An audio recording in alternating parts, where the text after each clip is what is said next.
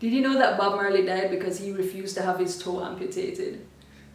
Sure, we can't discern whether he'd still be alive had he had his toe amputated.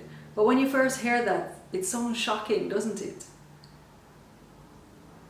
According to the American Psychiatric Association, mental illnesses are health conditions which involve a change in a person's behavior, emotion, or thinking.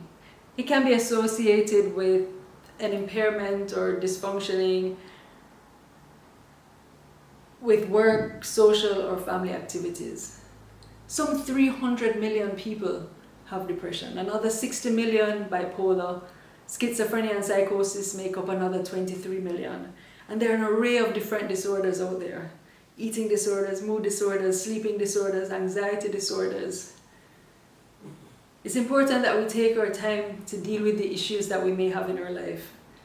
Brad Pitt said he used to spend a lot of time avoiding feelings, but now I have no time for that. Not that long ago, I got a call from Jamaica telling me that my mom had fallen ill. I hurriedly packed my bags and off I went to Jamaica. She developed pneumonia and other complications. I didn't even realize the stress that I was under. Dealing with hospital nurses, her illness, trying to eat, supermarket, paying bills.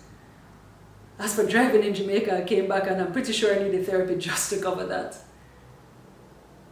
But seriously, I came back and I didn't want to partake in any social activities. I lay in bed. I even had emotional outbursts in the most inappropriate way and I almost lost my friends. But luckily for me, I had some really good friends and they were like, Sim, you really need to go get some help. I found a great therapist and she helped me work through a lot of these issues. You know, if someone had told me that I stood the chance to lose my friends, or what if that's even a partner or a spouse or a child, it wouldn't be a chance that I would be willing to take.